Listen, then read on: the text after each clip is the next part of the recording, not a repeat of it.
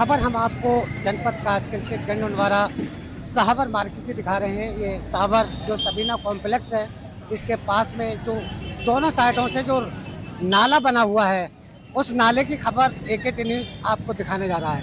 एकेटी news हमेशा वो खबरें दिखाता है जो जनता से जुड़ी होती है। जन समस्याओं को एकेटी न्यूज़ हमेशा उठाया है और उठाता रहेगा। आज हम आपको ये खबर जो है सहावर रोड की दिखा रहे हैं। सहावर रोड में जो नाले बने हुए हैं, ये जो नाला बना हुआ है, ये नाला बिल्कुल हाउसफुल है। यहाँ से ना पानी जा सकता है ना ही आ सकता है। आप देख सकते हैं ये जो मकान है बने हुए हैं, इस गली बनी हुई है, इस गली का भी पानी इसी नाले में आता है। तो ये नाला दोनों साइडों से ये नाले बने हुए हैं। उस साइड से भी नाले बने हुए हैं और इस साइड से भी बने हुए हैं।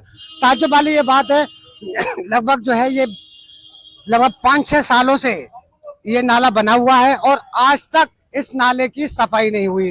तो कहीं तो नालों की दिक्कत है, कहीं नाले नहीं बने हुए हैं जो सड़कों पर पानी बहता है, और जहां नाले बन गए हैं लेकिन उनकी सालों साल सफाई नहीं होती है।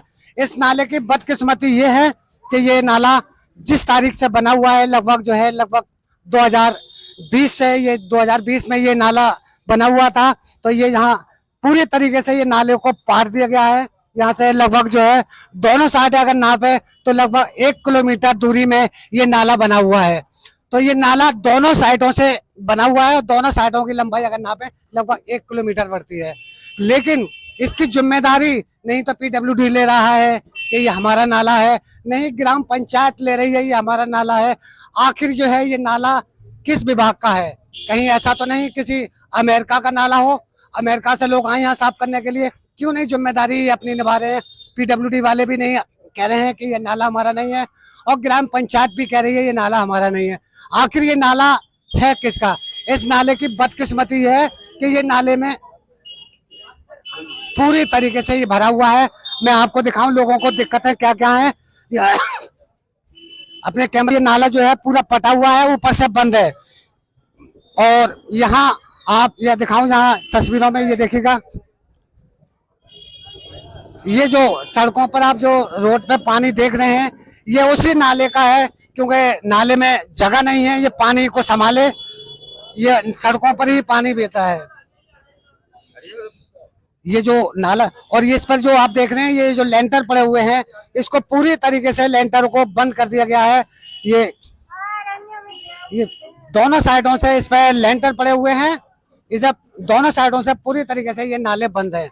आखिर ये नालों की सफाई करेगा कौन? आइए हम यहाँ के तमाम लोगों से पूछते हैं क्या दिक्कतें आ रही है। क्या नाम है आपका? मेरा नाम मोहम्मद अल्ताफ अहमद। अल्ताफ भाई, कहाँ रहते हो आप? मैं तो यही रहता हूँ। यही रहते हैं। तो ये नाले कब बने थे और कब से यहाँ सफाई नहीं हुई? ये लगभग 2020 में नाले बने और 4 साल हो गए और 4 साल में अभी तक इसकी एक बार भी सफाई नहीं हुई है। अगर सफाई हुई है तो खाली कागजों पे हुई होगी, पैसा निकल गया होगा। 4 साल में अभी तक कोई नालों की सफाई नहीं हुई है। सब लोग बहुत परेशान है। यहाँ हमारे सामने गली है, उसमें भी पानी भर जाता है। आप शुक्रवार को आइए, हर दुकान के सामने जो है पानी पानी नजर आएगा। कोई भी ग्राहक इन दुकानों में जो है सौदा लेने नहीं जा सकता। आप ये दुकानदार से इनसे बात करिए तो ये बताएंगे कितनी और परेशानी है। तो देखिए, क्या नाम है आपका? गुलजार अहमद। क्या दिक्कतें सामने आ रही है? ये नाले 2020 में बने थे, ये साफ नहीं हुए हैं 4 साल से। 4 साल से साफ नहीं हुए हैं जी। और इसमें क्या नाम पानी बहुत भर जाता है सड़क पर। देखिए, जब नाले ये बंद हैं, ये पूरी तरीके से ठस भरे हुए हैं, लेकिन इनका कभी सफाई नहीं हुई। अगर इनकी सफाई हो जाए, जो पानी का निकास है वो कम से कम पानी इन नालों में बहे और तालाबों तक पहुंचे। लेकिन ये तालों को, ये जो नाले हैं ये इतने भरे हुए हैं, इसमें जरा से भी पानी समाने की गुंजाइश नहीं है। क्या नाम है आपका? किस्मत अली।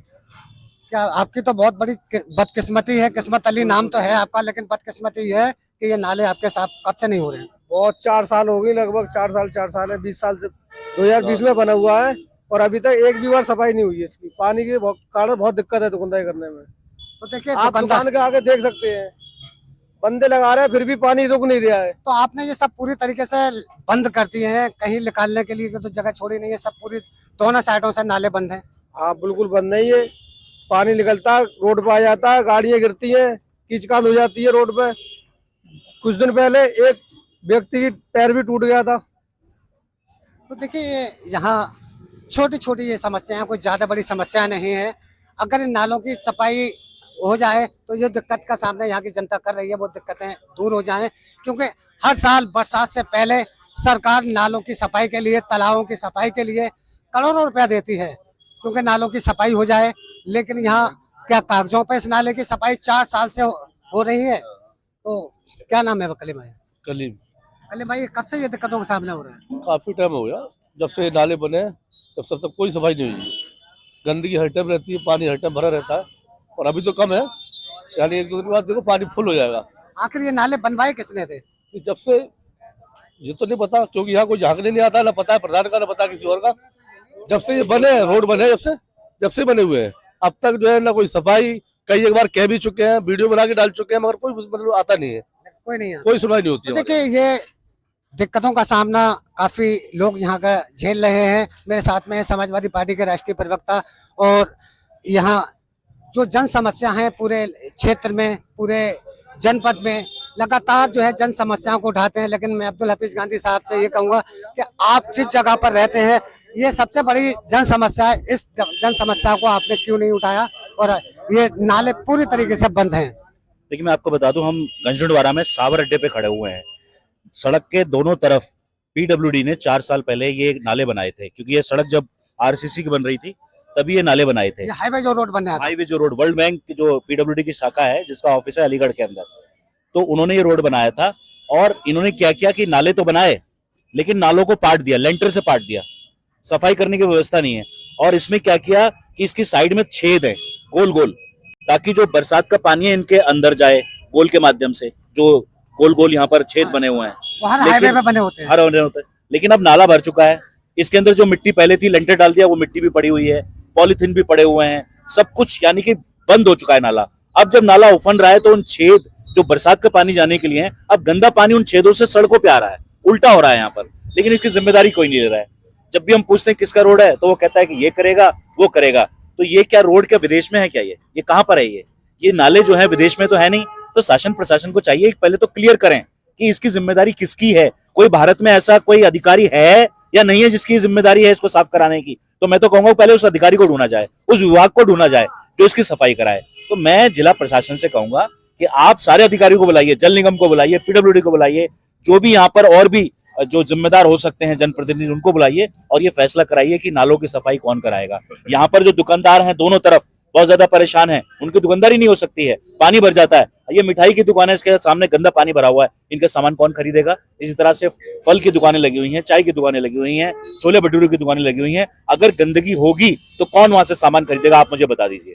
ये पेट पे एक तरह से लात मारी जा रही है लोगों के। तो यहाँ की सफाई कराई जाए नालों की, इनका जो लेंटर है जगह जगह तोड़ा जाए, क्योंकि ये डिफेक्टिव बनाया गया है, कभी नालों को पाटा नहीं जाता है, ये पूरी तरह से पाट दिए गए हैं किलोमीटर के हिसाब से। तो इन नालों को तोड़ा जाए, ऊपर से लेंटर हटाया जाए और फिर मशीनों के द्वारा या जैसे भी सफाई हो सकती है सफाई कराई जाए। अन्यथा ये समस्या विकराल रूप धारण कर लेगी। अभी तो ये पानी यहाँ पर आ रहा है, एक जमाना आएगा कि ये पानी यहाँ से खत्म ही नहीं होगा।